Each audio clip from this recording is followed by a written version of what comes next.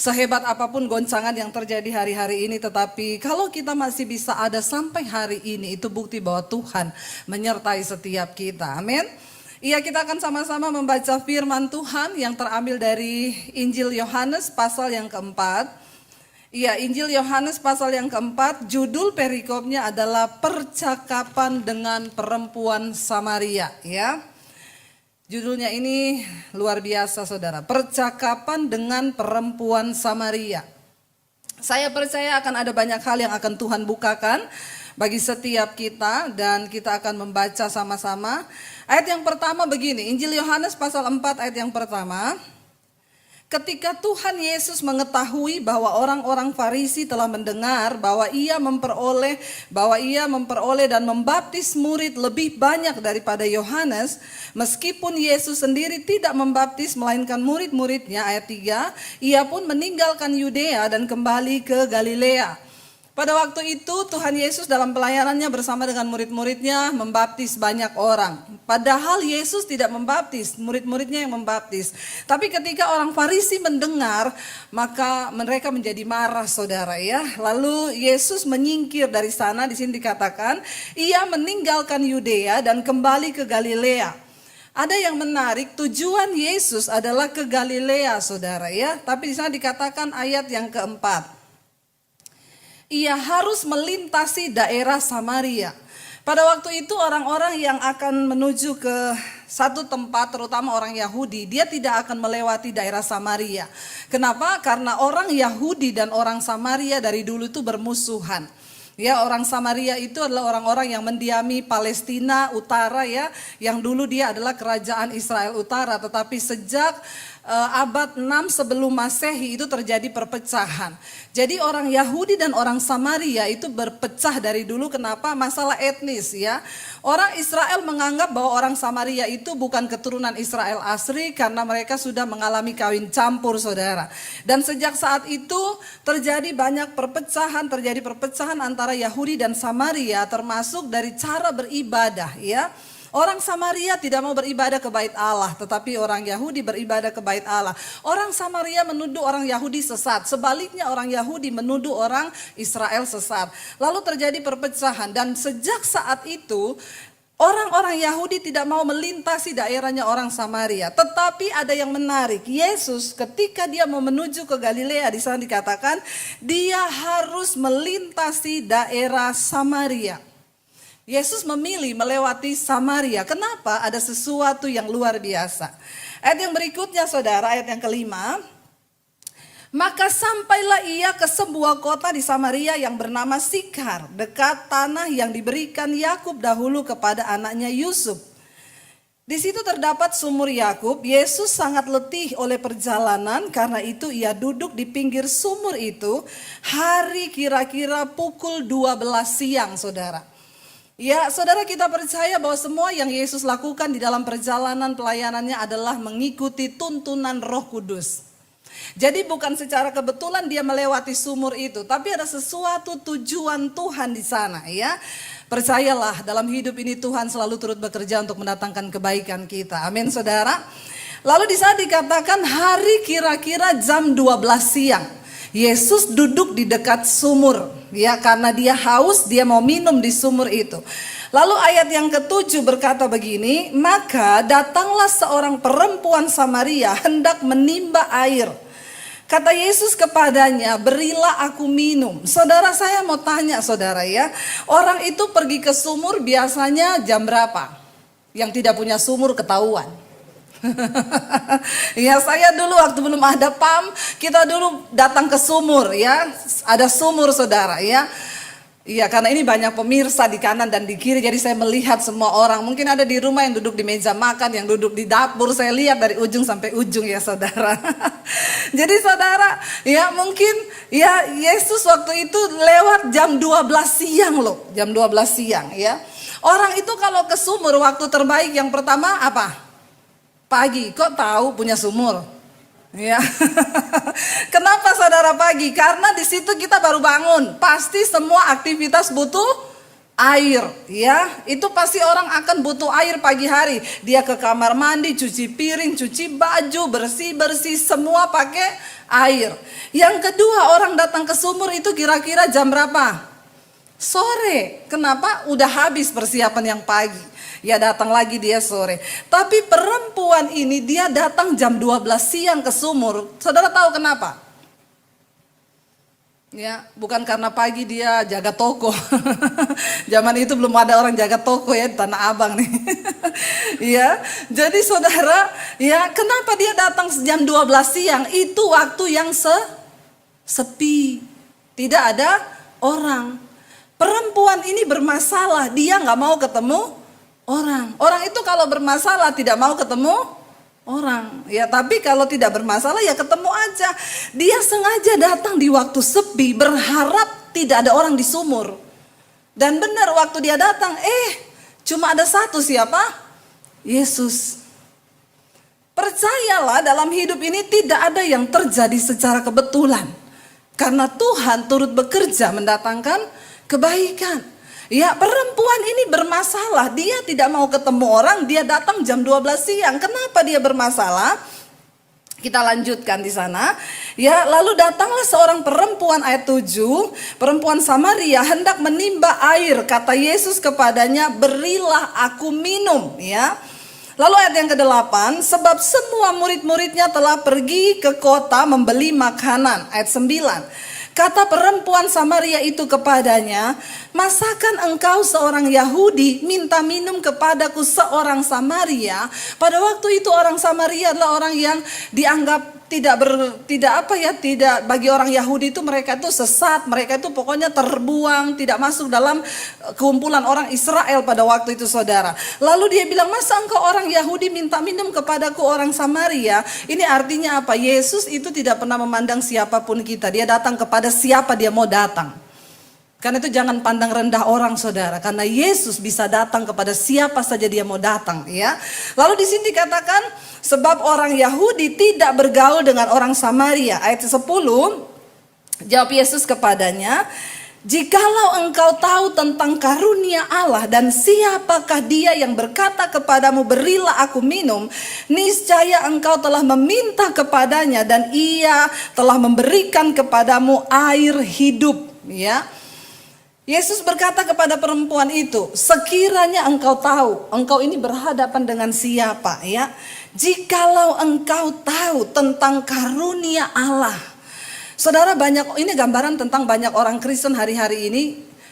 Katanya sih sudah berhadapan dengan Yesus, katanya sih sudah mengenal Yesus. Tapi sayang dia nggak tahu karunia Allah yang ada dalam hidupnya. Kenapa? Karena dia belum berjumpa secara pribadi dengan Tuhan. Ya. Kalau sekiranya engkau sudah berjumpa secara pribadi dengan Tuhan, Yesus bilang, kalau saja engkau tahu dengan siapa hari ini, kalau saja engkau mengenal siapa Tuhanmu, maka engkau akan menikmati segala yang baik dari Tuhan. Sayangnya banyak orang Kristen tidak mengenal Tuhan secara benar. Makanya hidupnya kacau balau, saudara. Lalu ayat yang berikutnya, Yesus berkata kepada dia, ayat 11, kata perempuan itu kepadanya, "Tuhan, engkau tidak punya timba," ya. Yesus bilang, "Kalau engkau tahu siapa aku, maka engkau pasti akan meminta kepadaku dan engkau akan, jikalau engkau tahu tentang karunia Allah dan siapakah dia yang berkata kepadamu, 'Berilah aku minum,' niscaya engkau telah meminta kepadanya dan ia telah memberikan kepadamu air hidup." Ya. Lalu ayat 11, kata perempuan itu kepadanya, "Tuhan, engkau tidak punya timba dan sumur ini amat dalam. Dari manakah engkau memperoleh air hidup?" Orang itu kalau belum ketemu Tuhan, dia tidak bisa menafsirkan sesuatu yang rohani secara rohani. Yesus berkata tentang sesuatu yang sifatnya kekekalan, tapi perempuan ini menilainya dengan sesuatu yang sifatnya fana. Dia bilang apa? "Ya, engkau kan gak punya timba. Bagaimana engkau bisa kasih saya minum? Orang kamu aja gak punya timba." Terlalu dalam, saudara. Kalau kita mau mengenal Tuhan dengan benar, ada banyak perkara-perkara rohani yang kita bisa tangkap, yang kita bisa maklumi dalam hidup ini, sehingga hidup kita tidak hanya memandang pada apa yang kelihatan, tapi kita bisa melihat sampai pada apa yang tidak terlihat. Amin.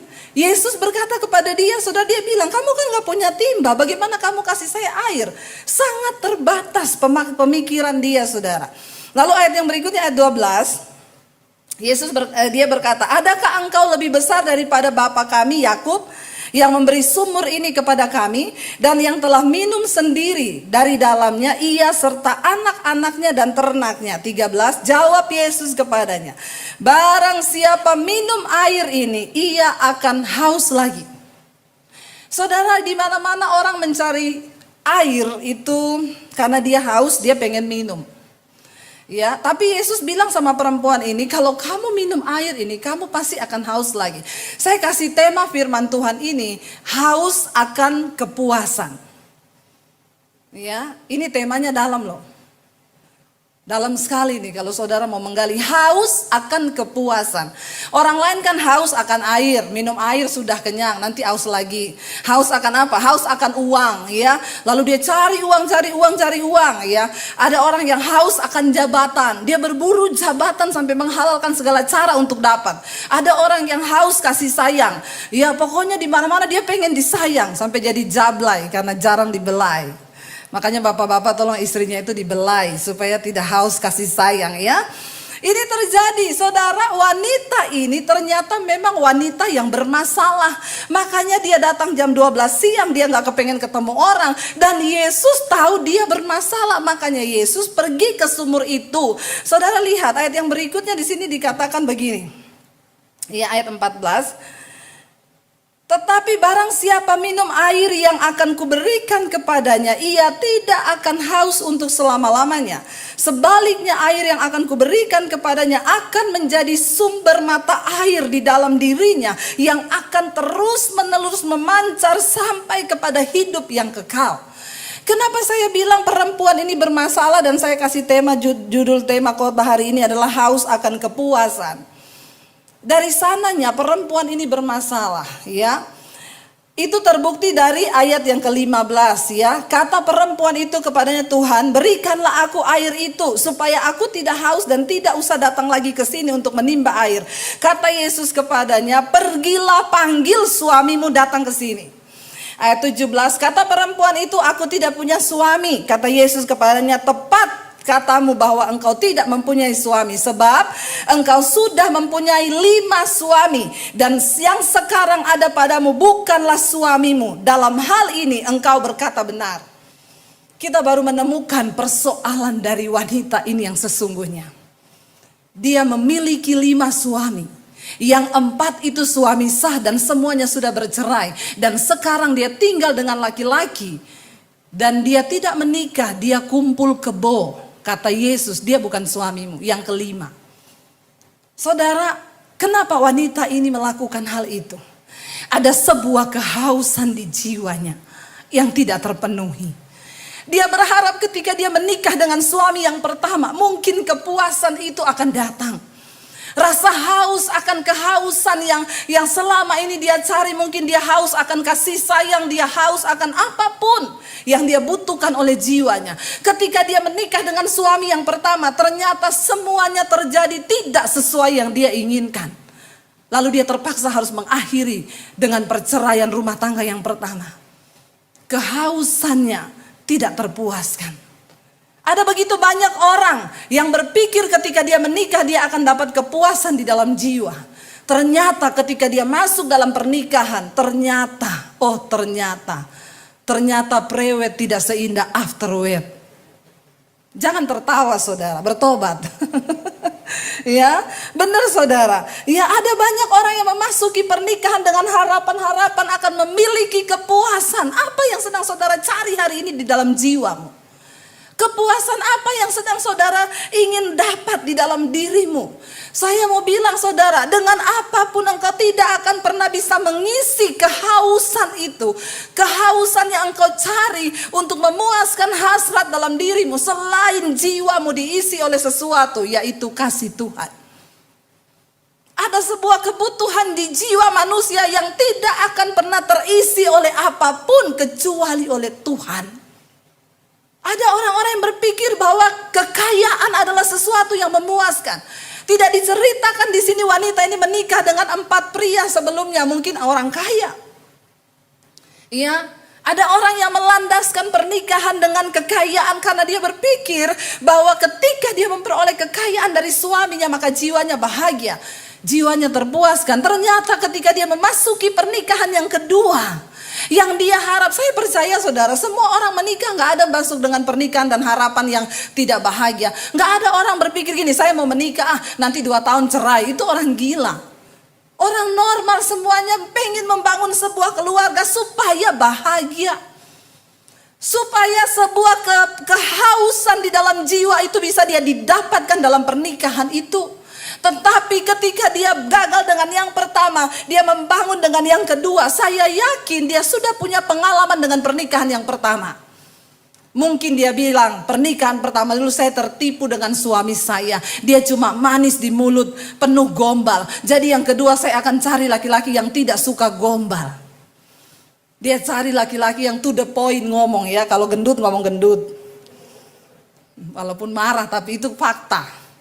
Ya. Ternyata setelah dia cari, dia menikah yang kedua. Ternyata kehausan di dalam jiwa tidak dia temukan dalam pernikahan yang kedua.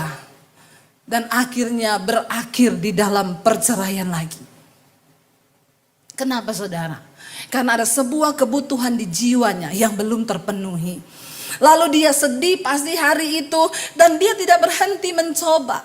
Ya, dia menikah lagi dengan yang ketiga.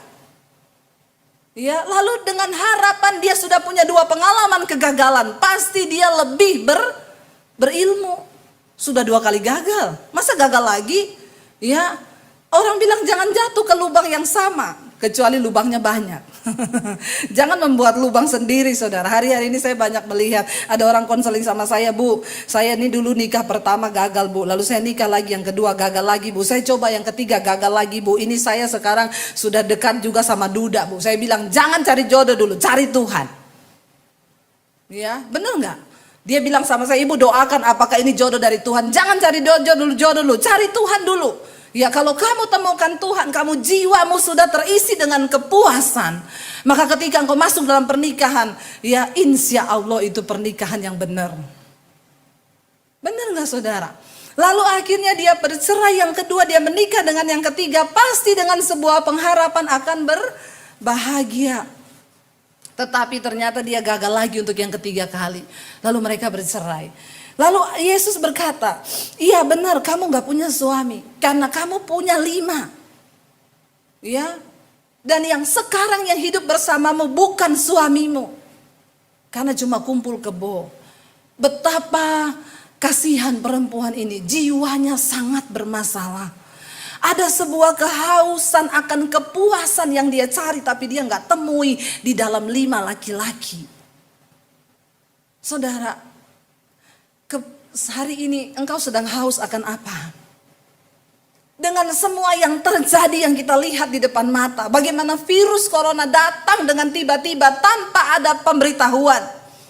Di saat dunia sedang berpacu dengan semua kemegahan, di saat segala sesuatu berjalan lancar seperti tidak ada apa-apa, tiba-tiba ya datanglah virus yang tidak terlihat oleh mata, yang menghentikan semua-muanya. Ya, hari-hari ini orang yang tadinya haus akan jalan-jalan, ya, ntar sedikit-sedikit udah di Eropa, sedikit lagi udah di Belanda, sedikit lagi udah di Amerika, udah di 5 benua dia jalani, Asia, Afrika, Amerika, Eropa, Australia. Ya, tiba-tiba ketika ada corona, kehausannya akan pergi jalan-jalan, harus pupus di tengah jalan. Ya, orang yang tadinya suka shopping, sekarang biar mau beli tas mahal mau pakai kemana? Hello, ya, orang yang punya barang-barang mahal mau pakai buat apa? Pada akhirnya manusia baru menemukan betapa rapuhnya kita. Dan cuma satu yang harus kita sungguh-sungguh cari di dunia ini, yaitu Tuhan. Amin. Jangan main-main lagi dengan Tuhan hari-hari ini saudara. Dengan semua yang terjadi, apapun orang yang mau bilang, saya cuma mau bilang ini tanda zaman semua sedang digenapi. Mari kita cari Tuhan sungguh-sungguh. Kenapa? Cuma Dia yang sanggup memuaskan semua kehausan di dalam jiwa. Yesus sedang berbicara kepada kita lewat cerita ini. Saudara pikir ini cerita yang tidak cuma begitu aja ditulis? Enggak. Perempuan ini adalah gambaran saudara dan saya. Betapa seringnya jiwa kita itu haus akan sesuatu yang kita sendiri gak tahu apa itu. Kita haus akan sebuah kepuasan. Kepuasan akan apa? Akan banyak hal. Dan saya cuma mau bilang, kepuasan dalam hidup kita bisa kita temukan hanya ketika kita mendekat kepada Yesus. Bahkan pernikahan yang dulunya engkau memasuki dan berharap engkau memasuki sebuah kerajaan yang di situ ada kebahagiaan, waktu engkau masuk dalam pernikahan ternyata engkau juga tidak menemukan harapan yang engkau cari. Ternyata jiwamu juga tidak menemukan kepuasan, kehausan. Kita perlu berjumpa dengan pribadi yang bisa dia berkata apa? Kalau engkau minum air sumur itu, engkau akan haus lagi. Tapi kalau engkau minum air yang aku berikan kepadamu, kamu tidak akan pernah haus lagi. Sebaliknya engkau akan menjadi sumber mata air. Dirimu akan mengalir aliran kehidupan yang bisa dinikmati oleh banyak orang. Yuk saudara, Tuhan mau kita ini berfungsi bagi banyak orang. Di akhir zaman ini saya selalu bilang, ya hidup ini bukan soal mencapai semua yang kita inginkan, tapi apa yang Tuhan inginkan dalam hidup kita.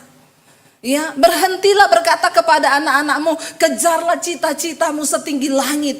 Ya, kejar ilmu sampai ke negeri China. Sekarang mau kejar apa ke negeri China?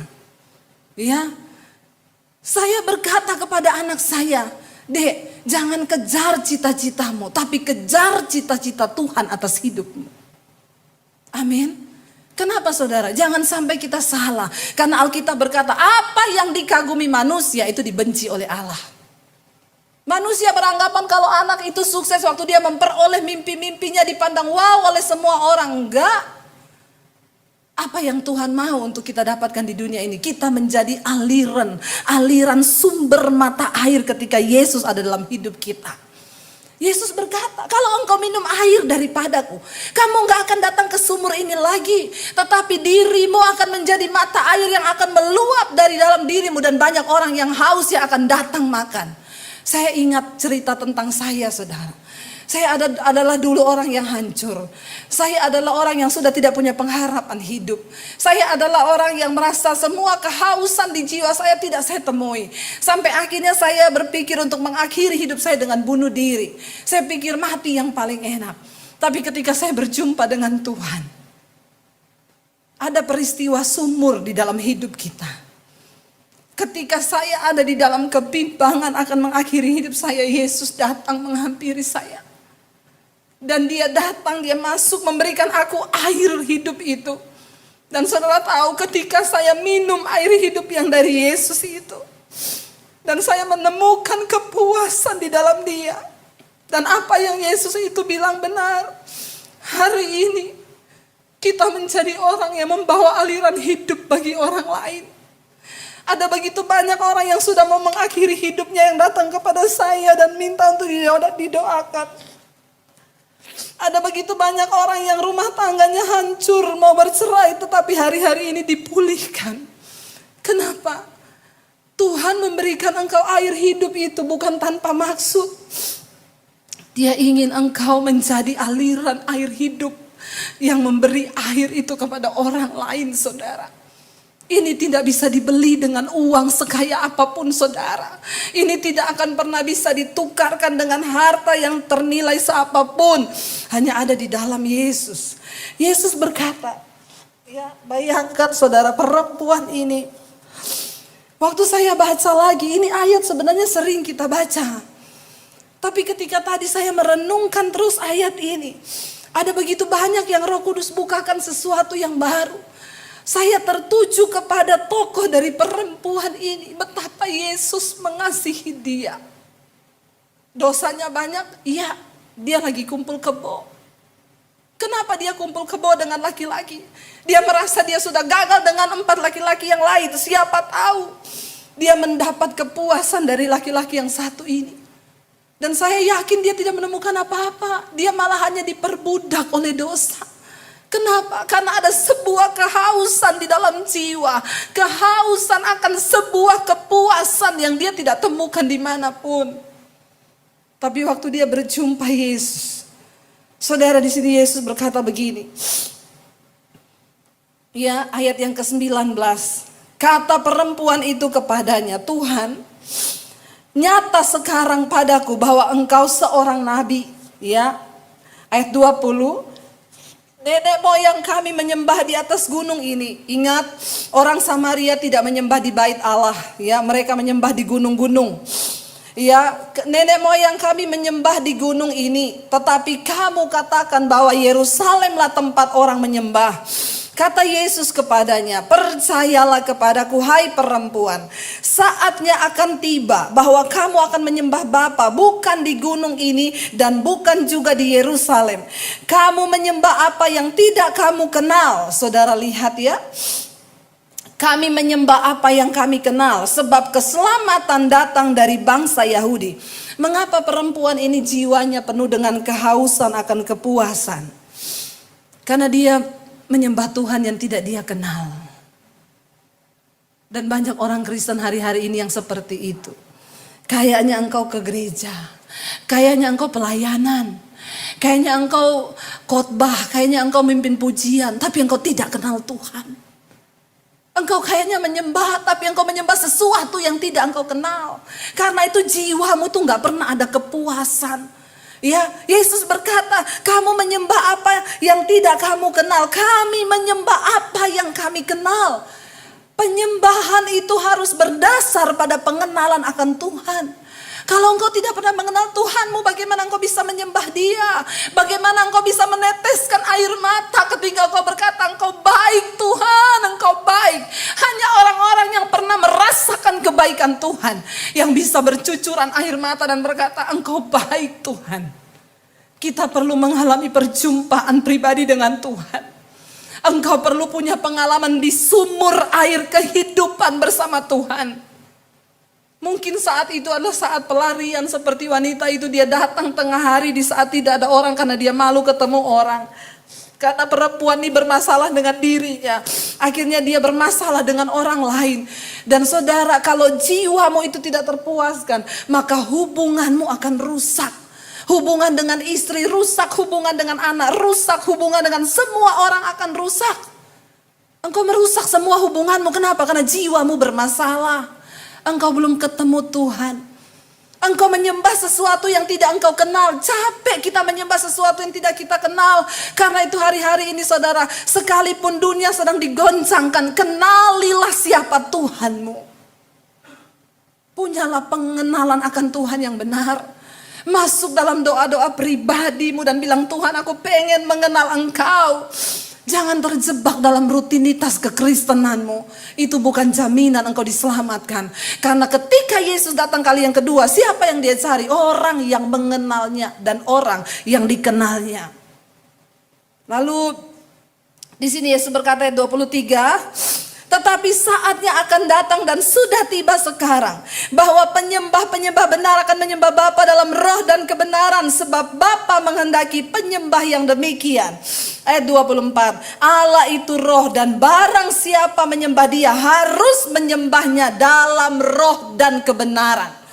Kenapa Yesus gak berkata harus menyembahnya dalam tubuh? Saudara, kita adalah manusia roh, tubuh ini cuma casing. Satu saat casing ini akan rusak.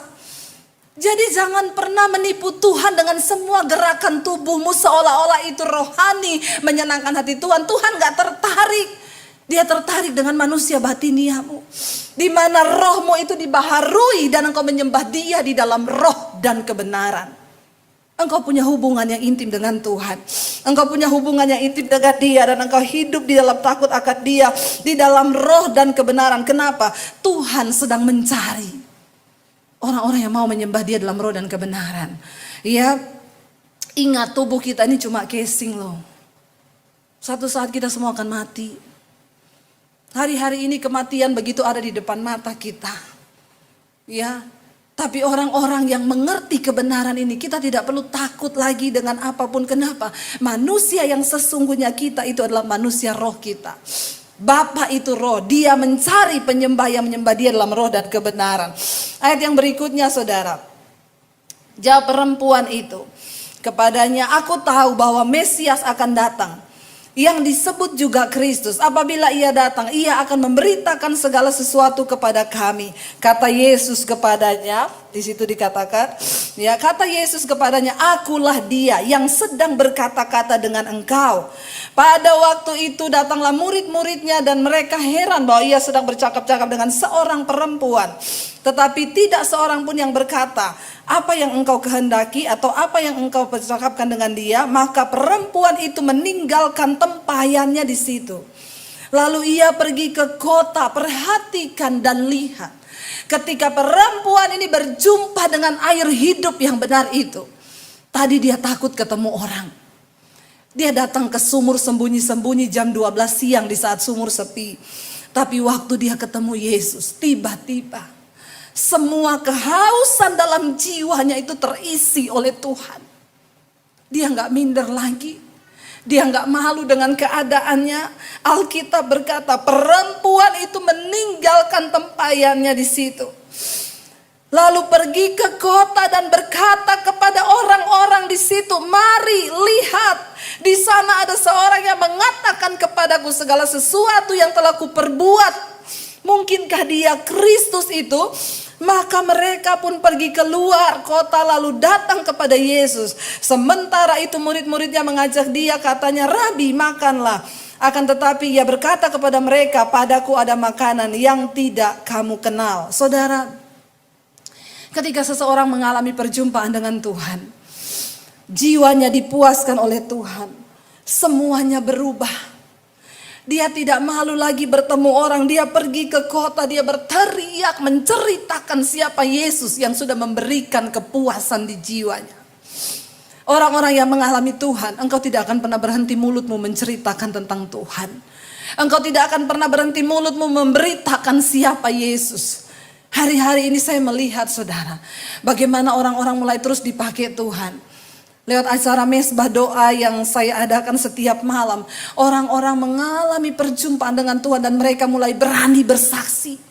Mereka mulai berani memberitakan siapa Yesus. Mereka yang tadinya ada seorang bapak bersaksi kepada saya, Bu, saya tadinya orang berdosa, Bu. Banyak sekali dosa yang saya buat. Tapi saya menemukan channel ibu, lalu saya mulai menonton khotbah, saya ikut mesbah doa. Tiba-tiba berapa hari lalu mertua saya sakit. Dan saya tidak pernah mendoakan mertua saya apalagi secara langsung. Roh Kudus mendorong saya untuk berdoa. Mertua saya stroke, tidak bisa duduk, hanya terbaring di tempat tidur. Tapi ketika Tuhan menjamah saya, Bu, Roh Kudus memberikan saya kekuatan. Saya berdoa buat ibu mertua saya. Dan puji Tuhan, Bu, hari ini ibu mertua saya sudah duduk dan berangsur-angsur disembuhkan. Tuhan pakai orang-orang biasa. Saya bilang, Pak, bukan soal engkau banyak dosa atau tidak. Justru Tuhan cari orang yang begitu hari-hari ini. Amin. Saya berkata bukan pendeta. Tidak ada pendeta hebat yang bisa menyembuhkan saudara. Tuhan bekerja lewat hidup kita. Hari-hari ini kerajaan Allah sedang dibangun di mana-mana. Karena itu hati-hati orang Kristen yang sudah tertanam lama di gereja. Jangan tertipu dengan kegiatan dan rutinitasmu di gereja. Itu bukan jaminan. Mari mulai bergerak di dalam kerajaan Allah. Ikuti Tuhan kita, Tuhan yang bergerak. Jangan jadi Kristen yang mati, yang stuck. Kita mau berkata, Tuhan, aku mau berada di mana, di tempat di mana engkau berada. Saudara pikir Yesus kurang kerjaan mampir di sumur itu? Enggak, ada sebuah rencana. Perempuan ini akhirnya menjadi penginjil yang memenangkan kota Samaria bagi Kristus loh. Wow. Waktu kita mati satu saat nanti, Tuhan gak tanya berapa deposit yang kamu punya. Berapa ruko yang kau miliki ketika ada di dunia? Mobilmu tuh merek apa? Tidak ada satupun Tuhan tanya. Berapa jiwa yang sudah kamu bawa bagiku? Apa yang sudah engkau perbuat bagiku selama engkau ada di dunia? Ingat baik-baik saudara, kita ada di hari-hari yang singkat. Mari bangun dari tidurmu, yang mati bangkit, bertemu dengan Yesus secara pribadi. Semua kesalahan, semua persoalan, semua masalah yang terjadi dalam hidup kita cuman satu kan, karena kita gak mau taat sama firman. Amin apa amin? Saya ini dari muslim, papi saya haji tahun 95, saya terima Yesus, saudara. Kalau orang berkata ikut Yesus indah, ikut Yesus bahagia, maka itu enggak buat saya. Ketika saya mengenal Yesus, hidup saya masuk dalam pergumulan, penderitaan, persoalan. Tapi itulah yang benar, karena Yesus berkata, barang siapa ingin jadi muridku, kamu harus menyangkal diri, memikul salib lalu ikut aku. Jangan terlalu banyak dengar iklan-iklan tentang kekristenan. Wah, kalau ikut Yesus naik motor jadi naik mobil. Naik mobil jadi naik pesawat. Ya. Enggak, ikut Yesus berbicara tentang menderita.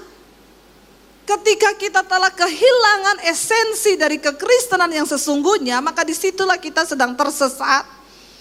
Makanya banyak orang Kristen yang kelepek-lepek dengan masalah, keok dengan persoalan, lalu pengen bunuh diri, pengen cerai, pengen lari dari kebenaran. Kenapa?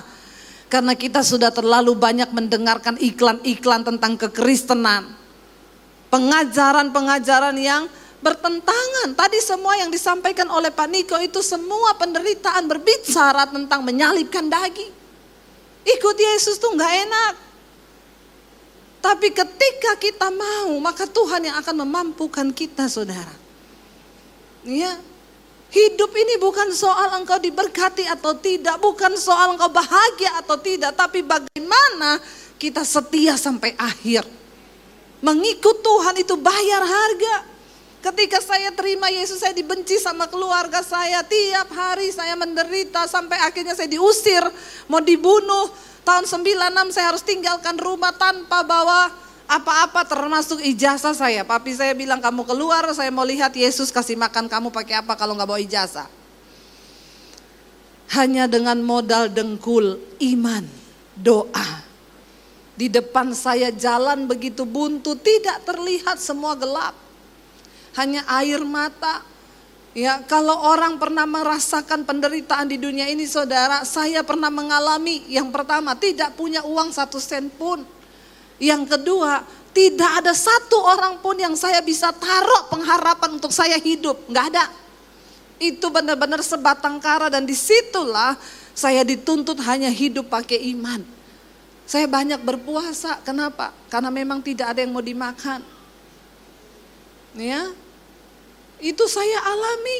Makanya kalau orang bilang ikut Yesus, saudara, kalau engkau baru mengalami penderitaan di dunia ini, Alkitab berkata itu penderitaan biasa yang tidak akan pernah melampaui batas kekuatanmu. Kenapa? Karena kemuliaan besar yang akan kita terima kelak jauh lebih besar daripada semua penderitaan kita sekarang. Bayar harga, matikan daging. Bu, saya terhina oleh suami saya tersakiti. Kalau engkau masih sakit, berarti dagingmu masih tebel. Sampai daging kita mati dan kita berkata, hidupku hanya untuk melakukan kehendak-Mu Bapa. Ketika saya harus tinggalkan keluarga saya dari kota Poso, saya ke kota Palu untuk bisa dapat makan, saya cuci baju di tempat kos, saya nyapu, nyetrika, masak. Iblis bilang, goblok. Kenapa lu jadi Kristen, jadi pembantu, pulang ke keluargamu. Dengan air mata yang bercucuran, saya bilang, iblis, aku telah dibeli dan hargaku lunas dibayar. Dan karena itu hidupku hanyalah hidup bagi kepentingan kerajaan Allah. Ketika engkau mengikut Kristus, engkau harus sampai di titik itu di mana engkau berkata, Tuhan, aku kehilangan hak hidupku. Bahkan hak untuk balas dendam. Ketika engkau disakiti, jangan berpikir balas. Tuhan, aku telah kehilangan hak. Saya mau difitnah, itu terserah. Saya mau dijelekin orang, itu terserah. Kenapa? Hidupku bukan aku lagi, tapi Kristus yang hidup di dalamku. Dan itu memang tidak mudah. Tadi Pak Niko sempat menyinggung tahun ini adalah tahun P, tahun ucapan yang akan digenapi oleh Tuhan.